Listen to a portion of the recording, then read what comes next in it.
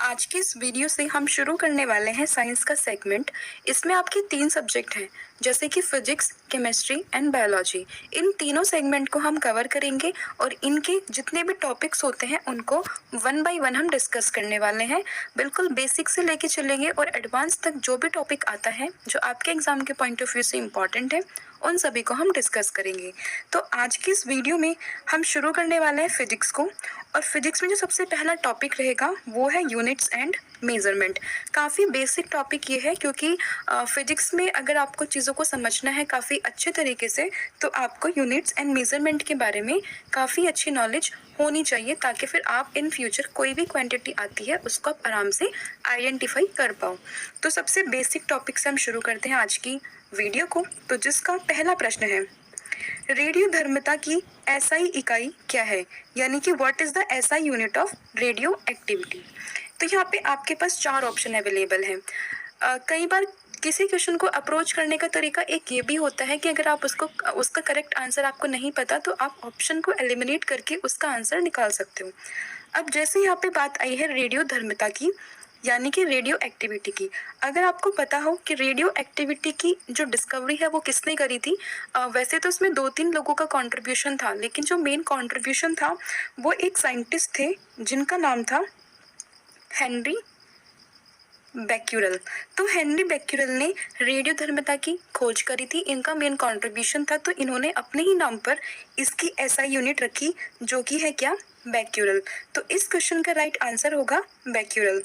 अब यहाँ पे आता है एसआई। तो ये एसआई क्या होता है? तो एसआई होता है इंटरनेशनल सिस्टम ऑफ यूनिट्स, क्योंकि किसी भी क्वांटिटी को मेजर करने के लिए अलग अलग तरीके से हम उसको मेजर कर सकते हैं।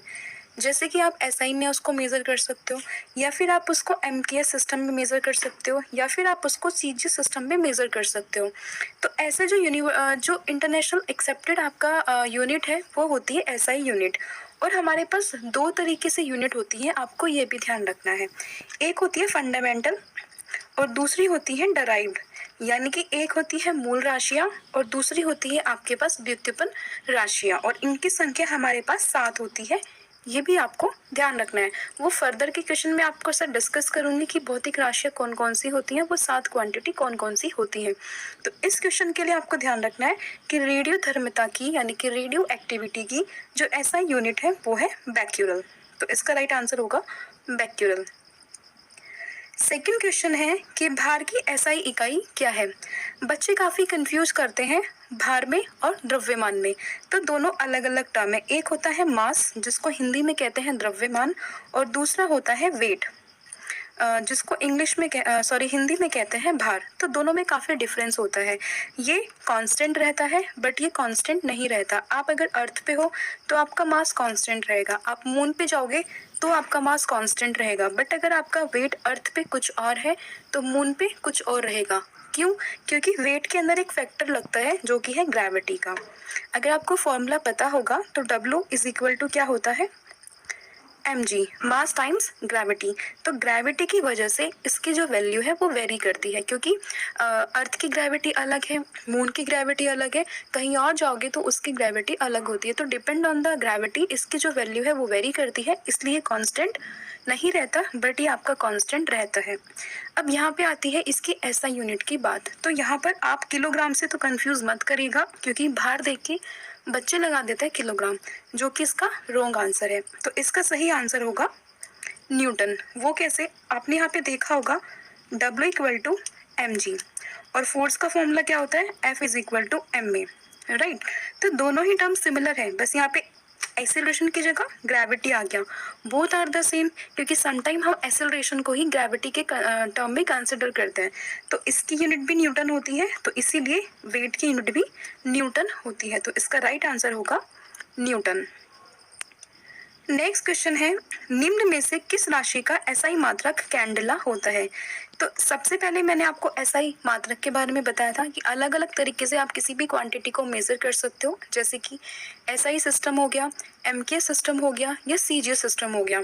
तो उसी तरीके से जो यूनिट्स होती है इनको मेजर करने के लिए 2 बेसिकली यूनिट की कैटेगरी होती है। एक होती है फंडामेंटल, जिसको हिंदी में बोलते हैं मूल, और दूसरी होती है डराइव्ड, जिनको हिंदी में बोलते हैं व्युत्पन्न। ठीक है, यानी कि ये जो है इसी से ही उत्पन्न होती हैं, ठीक है। तो अब यहाँ पे जो फंडामेंटल है वो कितनी होती है, मैंने आपको फर्स्ट क्वेश्चन में बताया कि ये होती है 7। अब वो कौन कौन सी होती है, तो आप ये जान लो कि जैसे कि आपका लेंथ के लिए आप यूज़ करोगे मीटर को, टाइम के लिए आप यूज़ करोगे सेकंड को, द्रव्यमान के लिए आप यूज़ करोगे किलोग्राम को, विद्युत धारा के लिए आप यूज़ करोगे एम्पियर को, टेम्परेचर के लिए आप यूज़ करोगे केल्विन को, पदार्थ की मात्रा इसके लिए आप इस्तेमाल करोगे मोल को, और ज्योति तीव्रता इसके लिए आप इस्तेमाल करोगे कैंडिला को। तो यहाँ पे ये टर्म आई है कैंडिला, इसको रिप्रेजेंट करते हैं CD से। तो इसका राइट आंसर क्या होगा यहाँ पे, ज्योति तीव्रता, क्योंकि इम्पल्स इसका राइट आंसर नहीं है, वेलोसिटी मीटर पर सेकेंड हो जाएगा, फोर्स ये न्यूटन हो जाएगा। तो इसका राइट आंसर हो गया होगा ल्यूमिनस इंटेंसिटी का क्या कैंडेला, ठीक है। तो ये चीज़ आपको ध्यान रखनी है। और इसके अलावा फंडामेंटल यूनिट आपके पास 7 होती हैं, कौन कौन सी, metre, kilogram, second, ampere, kelvin, mole और कैंडिला। और इसमें जो कैंडिला है इसी को बोलते हैं ज्योति तीव्रता, luminous intensity, light intensity, sometime it is to be also considered, right. अब नेक्स्ट क्वेश्चन है आपके पास कि संवेग की एसआई पद्धति में इकाई क्या है, यानी कि जो संवेग होता है, जो मोमेंटम होता है, उसकी यूनिट क्या है। तो ध्यान रखना, मोमेंटम को हम डिनोट करते हैं P से, और इसका जो फॉर्मूला होता है वो होता है P = mv, यानी कि मास टाइम्स वेलोसिटी। अगर आपको किसी का फॉर्मूला पता है तो उसके बिहाफ पे आप उसकी ऐसा यूनिट को बता सकते हो। जैसे कि यहाँ पे मास का हो जाएगा kg और वेलोसिटी का हो जाएगा मीटर पर सेकेंड। तो इसका राइट आंसर होगा किलोग्राम मीटर पर सेकेंड, यानी कि थर्ड ऑप्शन। नेक्स्ट क्वेश्चन है आपका, विद्युत आवेश का एसआई मात्रक क्या होता है। विद्युत आवेश, जिसको इंग्लिश में कहते हैं इलेक्ट्रिक चार्ज। तो चार्ज आपने दो तरीके से देखा होगा, एक होता है पॉजिटिव चार्ज और दूसरा होता है आपका नेगेटिव चार्ज। अब ये दोनों तरीके से चार्ज होते हैं, और कई बार क्वेश्चन ये भी पूछ लेते हैं कि नेगेटिव चार्ज और पॉजिटिव चार्ज ये नाम किसने दिए थे। तो एक साइंटिस्ट थे, एक अमेरिकन साइंटिस्ट थे जिनका नाम था बेंजामिन फ्रैंकलिन। उन्होंने ये पॉजिटिव और नेगेटिव चार्ज का कॉन्सेप्ट बताया था।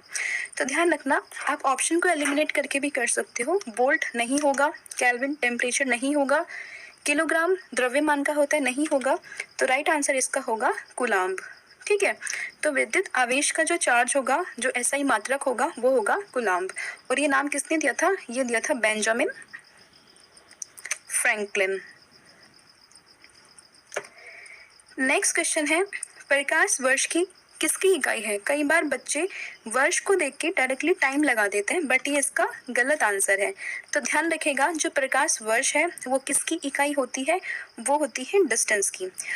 डिस्टेंस अगर आप सपोज करो यहाँ से यहाँ पे किसी ए पॉइंट से बी पॉइंट पे जा रहे हो, इसके बीच की डिस्टेंस को मापने के लिए आप इस चीज़ का इस्तेमाल नहीं करोगे। उस कंडीशन में आप मीटर, सेंटीमीटर, किलोमीटर इन सब का इस्तेमाल करते हो।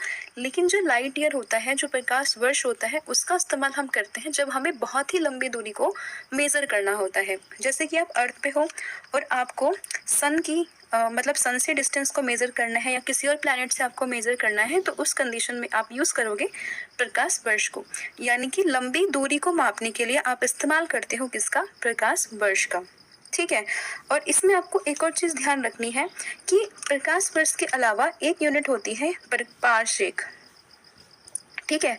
अगर आपसे पूछे कि दूरी को मापने की सबसे लंबी इकाई कौन सी है, यानी कि सबसे बड़ी इकाई कौन सी है, तो इसका आंसर होगा पारसेक, ठीक है। तो ये भी आपको ध्यान रखना कि डिस्टेंस को मेज़र करने के लिए सबसे बड़ी जो माप होती है, जो सबसे बड़ी यूनिट होती है, वो होती है पारसेक। और यहाँ पे इसकी आपको एक वैल्यू और ध्यान रखनी है, जैसे कि 1 लाइट ईयर = 9.46 × 10⁻15 मीटर। तो ये आपको ध्यान रखना है कि 1 लाइट ईयर में क्या होता है, 9.46 × 10⁻15 मीटर, और 1 पारसेक ये इक्वल होता है 3.26 लाइट ईयर। तो दोनों वैल्यू आपको ध्यान रखनी है कि 1 लाइट ईयर = 9.46 × 10⁻15 मीटर, और 1 पारसेक = 3.26 लाइट ईयर।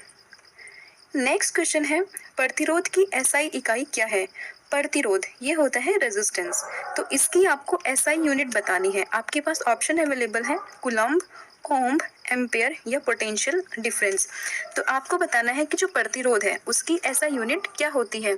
आपने एक फॉर्मूला पढ़ा होगा, अगर कौन सा फॉर्मूला होता है, V = IR।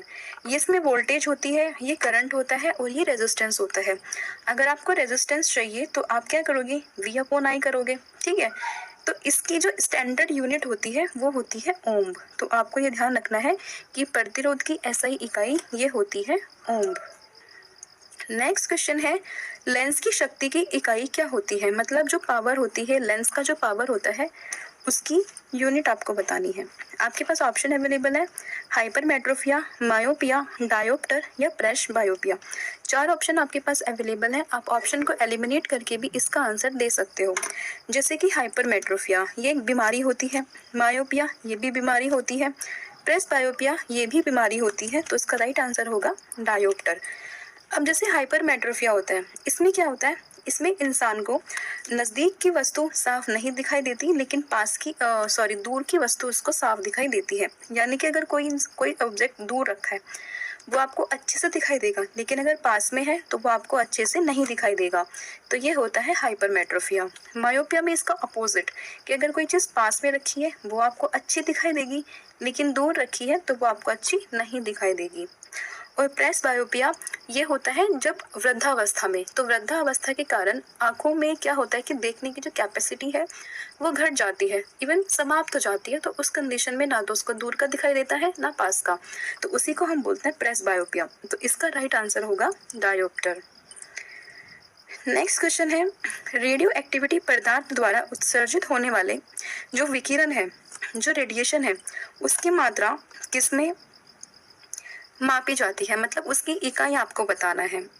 तो यहाँ पे मैंने आपको फर्स्ट क्वेश्चन में बताया था कि रेडियो एक्टिविटी की डिस्कवरी में 2-3 साइंटिस्ट का नाम काफ़ी आता है। पहले है हेनरी बेक्यूरेल, मैडम क्यूरी, ये तो काफ़ी पॉपुलर नेम है। तो हेनरी बेक्यूरेल इन्होंने अपने नाम पे किया था क्या, रेडियो एक्टिविटी की ऐसा यूनिट दी थी। लेकिन अगर बात करें उसकी पदार्थ की, तो उसमें जो कंट्रीब्यूशन आता है वो आता है मैडम क्यूरी का। तो इसीलिए उन्होंने उसके ऊपर ही नाम रखा था क्यूरी। तो इसका राइट आंसर होगा क्यूरी। नेक्स्ट है, उद्योग में शक्ति की इकाई क्या है, यानी कि जो इंडस्ट्री होती है उसमें पावर की यूनिट क्या होती है। क्योंकि इंडस्ट्री में बड़ी बड़ी मशीन्स वगैरह का इस्तेमाल होता है, तो उस कंडीशन में आप वाट का इस्तेमाल नहीं कर सकते हो। तो वहाँ पर आपको जो यूज़ होगा वो होगा हॉर्स पावर, ठीक है। तो 1 horse power is equal to 746 watt. ये भी आपको ध्यान रखना है, क्योंकि कई बार डायरेक्टली वैल्यू पूछ लेते हैं कि 1 horse power is equal to how many watt. ध्यान रखना 1 horse power is equal to 746 watt. तो राइट आंसर होगा हॉर्स पावर। नेक्स्ट क्वेश्चन है, ध्वनि को मापने के लिए कौन सी यूनिट का उपयोग किया जाता है, मतलब कि अगर आपको साउंड को मेज़र करना है तो उस कंडीशन में आप कौन सी यूनिट का इस्तेमाल करोगे। 4 ऑप्शन आपके पास अवेलेबल है। ऑप्शन को एलिमिनेट करके भी आप इनका आंसर निकाल सकते हो। जैसे कि वोल्ट वोल्टेज से रिलेटेड है, हर्ट्ज ये फ्रीक्वेंसी से रिलेटेड है, ओम रेजिस्टेंस से रिलेटेड है। तो इसका राइट आंसर होगा डेसिबल। नेक्स्ट क्वेश्चन है, एसआई प्रणाली में प्रतिबल की माप क्या होती है। प्रतिबल ये होता है स्ट्रेस। तो अगर हम बात करें स्ट्रेस की, तो इसकी यूनिट क्या होती है, तो पहले आप इसका फॉर्मूला जान लीजिए। इसको डिनोट करते हैं सिग्मा से। तो sigma is equal to force upon area. Force यहाँ पे क्या होगा, जो आंतरिक प्रतिरोधी बल है उसको बोलते हैं फोर्स अपॉन एरिया। तो फोर्स की यूनिट ये होगी न्यूटन और एरिया ये होगा मीटर स्क्वायर। तो इसका राइट आंसर होगा न्यूटन पर मीटर स्क्वायर, यानी कि सी ऑप्शन। नेक्स्ट है, अपवर्तनांक का मात्रक क्या होता है। तो पहले जान लो कि अपवर्तनांक इसका कोई भी मात्रक नहीं होता, क्योंकि एक रेशो होता है, ठीक है। जब किसी भी सेम क्वांटिटी का रेशो होगा तो जो यूनिट्स होती है वो कट जाती है, और उस कंडीशन में उसकी कोई भी यूनिट नहीं होती। तो इसका राइट आंसर होगा इसकी कोई यूनिट नहीं होती। अब आता है कि अपवर्तनांक होता क्या है। तो किसी भी माध्यम का अपवर्तनांक एक वो संख्या होती है, एक वो नंबर होता है जो वो बताता है कि उस माध्यम में जो इलेक्ट्रोमैग्नेटिक वेव है, यानी कि जो विद्युत चुंबकीय तरंग है, उसकी चाल किसी अन्य माध्यम की अपेक्षा कितनी ज़्यादा या कितना कम है। तो इसलिए रेशो हुआ, तो रेशो में जो यूनिट यहाँ पे आएगी वो अपॉन में यहाँ आएगी, तो दोनों कैंसिल आउट होगी, इनकी कोई भी यूनिट नहीं होती। दैट इज ये यूनिटलेस क्वांटिटी होती है। नेक्स्ट है, निम्न में से किसे जूल में मापा जाता है। अब जूल यहाँ पर एक इकाई होती है किसकी, वो आपको बताना है। ऑप्शन आप देखिए, वेवलेंथ एक तरीके से लेंथ हुई तो ये मीटर होगा, तो ये ऑप्शन भी कट। प्रेशर ये किसका होता है, मतलब इसकी होती है पास्कल, तो ये भी कट। वेलोसिटी मीटर पर सेकंड, तो ये भी कट। तो इसका राइट आंसर होगा ऊर्जा यानी कि एनर्जी। और एनर्जी के साथ साथ जो जूल है वो वर्क की भी यूनिट होती है, तो ये भी आपको ध्यान रखना है, क्योंकि वर्क इज इक्वल टू क्या होता है, एफ होता है। और जो वर्क और एनर्जी दोनों सिमिलर होती है, तो दोनों की जो क्वांटिटी यूनिट है वो जूल होगी।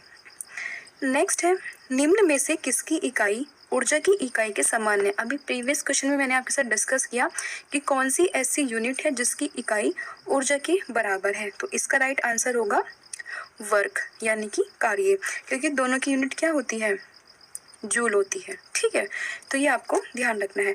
और ऊर्जा यानी कि पावर, और इसका होता है W/T, तो फॉर्मूले भी आपको ध्यान रखने हैं। नेक्स्ट क्वेश्चन है, शक्ति की इकाई को क्या कहा जाता है, यानी कि जो पावर है, सॉरी इसमें ध्यान रखना ये ऊर्जा है, तो एनर्जी का फॉर्मूला वही होगा जो वर्क का होगा। नेक्स्ट है कि शक्ति की इकाई क्या मतलब शक्ति की इकाई को क्या कहा जाता है, तो शक्ति यानी कि पावर, तो पावर होता है W/T।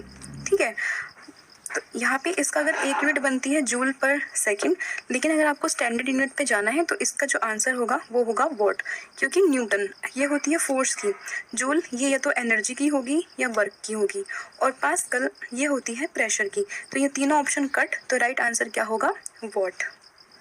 नेक्स्ट क्वेश्चन है, निम्नलिखित में से किसकी कोई इकाई नहीं होती है। अब 4 ऑप्शन आपके पास अवेलेबल है, आप एलिमिनेट करके भी इसका आंसर दे सकते हो, जैसे कि प्रेशर इसकी यूनिट होती है पास्कल, तो ये भी आंसर कट। डिस्प्लेसमेंट क्या होता है, ये आपके पास 3 पॉइंट है, आपको यहाँ से यहाँ पे जाना है, फिर आपको यहाँ से यहाँ पे जाना है, तो इनिशियल पोजीशन आपकी ये है और फाइनल पोजीशन आपकी ये है। ठीक है, लेकिन इनके बीच की जो शॉर्टेस्ट डिस्टेंस होती है, जो न्यूनतम दूरी होती है, वही कहलाती है डिस्प्लेसमेंट। अब यहाँ पे ये दूरी है, तो इसकी ऐसा यूनिट तो वो हो जाती है मीटर, तो ये ऑप्शन भी कट। अब डेंसिटी, डेंसिटी का फॉर्मूला क्या होता है, मास अपॉन वॉल्यूम। मास को मेजर करते हैं केजी में और वॉल्यूम को मेजर करते हैं मीटर क्यूब में, तो इसकी भी यूनिट हो गई। तो यूनिट यहाँ पर किसकी नहीं होगी, सापेक्षिक घनत्व यानी कि रिलेटिव डेंसिटी, क्योंकि एक रेशो होता है, तो ये भी एक यूनिटलेस क्वांटिटी है। नेक्स्ट क्वेश्चन है, एम्पियर सेकंड किसकी इकाई है, तो एम्पियर सेकंड आपको बताना है कि ये किसकी इकाई है। तो आपने अगर फॉर्मूला आपको याद होगा, फॉर्मूला आपको किसका, I = Q/T। ठीक है, यहाँ पे आपको इसका बताना है कि एम्पियर सेकंड किसकी इकाई है, तो यहाँ पे आप ऑप्शन के थ्रू जाओ। Q आपको निकालना है, तो Q = I × T हो जाएगा। I आपका एम्पियर और T आपका सेकंड, तो इसका ये किसकी हो गई, चार्ज की, तो यानी कि इसका ऑप्शन कौन सा जाएगा, पहला ऑप्शन हो जाएगा। नेक्स्ट क्वेश्चन है, चुंबकीय फ्लक्स की एसआई इकाई क्या होती है। चुंबकीय फ्लक्स आपको ध्यान रखना है कि ये एक क्वांटिटी है, जब आप आगे डिस्कस, मैं आपको और टॉपिक्स पढ़ाऊंगी, मैग्नेटिक फ्लक्स वगैरह, वो फर्दर हम डिस्कस करेंगे, लेकिन एट प्रेजेंट आपको ध्यान रखना है कि मैग्नेटिक फ्लक्स इसकी जो एसआई यूनिट होती है वो होती है वेबर, तो इसका राइट आंसर होगा वेबर। इसके अलावा जो फैराड है वो होती है किसकी, धारिता की। हेनरी मैं आपको ऑलरेडी बता चुकी हूँ, ये किसकी है, परिकत्व की होती है, और पास्कल ये होती है प्रेशर की। ठीक है, यानी कि दाब की। नेक्स्ट क्वेश्चन है, जी का जो मान है उसका एसआई मान वही है जो किसका होता है, मतलब जी का जो वैल्यू है, जो एसआई यूनिट है वो क्या होती है, ये होती है। ठीक है, तो ये इनमें से किसकी है, तो ऑप्शन देखिए, प्रेशर की पास्कल होती है, तो ये ऑप्शन भी कट। वेलोसिटी की मीटर पर सेकंड, तो ये ऑप्शन भी कट। मोमेंटम की P = mv यानी कि kg मीटर पर सेकंड, तो ये ऑप्शन भी कट। बचा क्या, एक्सेलरेशन, तो एक्सेलरेशन क्या होता है, change in velocity upon time, तो इसका मीटर पर सेकंड और ये भी सेकंड, तो ये बन जाएगा मीटर पर सेकंड स्क्वायर, तो ये वैल्यू और ये वैल्यू दोनों सेम है, तो इसका राइट आंसर क्या होगा, त्वरण। तो ये थे कुछ आपके इम्पॉर्टेंट 20 क्वेश्चन जो मैंने आपके साथ डिस्कस किए हैं related to the units and measurement. अब आगे की जो वीडियो होगी हम उसमें डिस्कस करेंगे इसका सेकंड पार्ट, कुछ और यूनिट्स को हम डिस्कस करेंगे। तो आज की इस वीडियो में इतना ही है। आपको वीडियो कैसी लगी कमेंट सेक्शन में ज़रूर बताएं, और फीडबैक भी आप ज़रूर बताइए कि आपको कहाँ पर और आपको क्या कंटेंट चाहिए, आप उसके बारे में भी आप हमें कमेंट सेक्शन में बता सकते हो। तो आज के लिए इतना ही। Have a good day, thank you so much.